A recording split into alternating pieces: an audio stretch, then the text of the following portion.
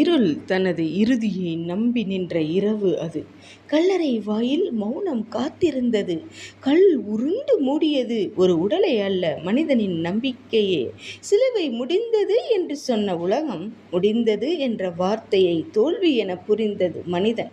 ஆனால் வானம் அறிந்தது அது ஒரு முடிவு அல்ல, 3ஆம் நாள் திறக்கப்படும் ஒரு நித்திய விடியல் என்று. அதிகாலை சூரியன் இன்னும் முழுமையாக எழவில்லை. ஆனால் ஒளி ஏற்கனவே பிறந்து விட்டது. வாரத்தின் முதல் நாள் அதிகாலையில் பெண்கள் வந்தார்கள், வாசனை தைலம் கொண்டு, மரித்தவருக்காக. ஆனால் அவர்கள் காணப்போகிறார்கள் ஜீவனுள்ளவரை. கல் உருண்டது, அது மனித கையால் அல்ல, தேவனின் அதிகாரத்தால். அவர் இங்கே இல்லை, அவர் உயிர்த்தெழுந்தார். அந்த கல்லறை காலியானது, ஆனால் அது வெறுமை அல்ல, அது ஒரு அறிவிப்பு. மரணம் தோற்றது, ஜீவன் ஜெயித்தது. மரியாள் நின்றாள், கண்ணீருடன் இழந்தவரை தேடினாள். அவள் திரும்பி பார்த்தாள், இயேசு நின்றிருந்தாள். ஆனால் அவள் அறியவில்லை, ஏனெனில் துக்கம் பார்வையை மூடுகிறது. மரியாள் அந்த ஒரு அழைப்பு அவள் உலகத்தை மாற்றியது. அவர் பெயரை அழைக்கும் போது மரணம் கூட அமைதியாகி விடுகிறது. எம்மாவுக்கு போகும் பாதை, 2 சீசர்கள், மனதில் உடைந்த கனவுகள். அவர் அவர்களோடு நடந்தார். அவர்கள் அவரை அறியவில்லை, ஆனால் அவர் அருகில் இருந்தார்.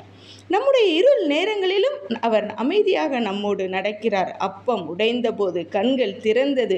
உடைந்த அப்பத்தில் உயிர்த்தெழுந்த தேவன் வெளிப்பட்டார். நானே உயிர்த்தெழுதலும் ஜீவனும் ஆவேன் என்றார். இந்த வார்த்தை ஒரு வாக்குறுதி மட்டுமல்ல, ஒரு நிஜம். கல்லறை அதை நிரூபித்தது. காலி கல்லறை சாட்சி சொன்னது. மரணம் தனது கடைசி சுவாசத்தை விட்டது. பயம் தனது பிடியை இழந்தது. நம்பிக்கை மீண்டும் பிறந்தது. மரணமே, உன் கூர் எங்கே, ஜெயம் எங்கே என்று அந்த கேள்விக்கு இப்போது பதில் இல்லை. ஏனெனில் சிலுவை ஜெயித்தது, கல்லறை தோற்றது.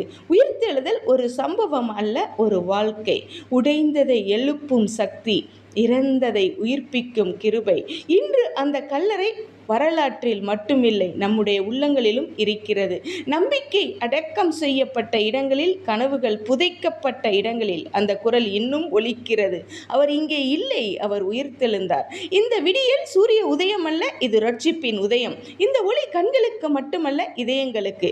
இந்த உயிர்த்தெழுதல் அவருக்காக மட்டுமல்ல, உனக்காக, எனக்காக. கல்லறை காலியானது, ஆனால் வாழ்க்கை நிரம்பியது. அவர் எழுந்தார், அதனால் நாமும் எழுந்தோம். அவர் ஜெயித்தார், அதனால் நாமும் ஜெயிக்கிறோம்.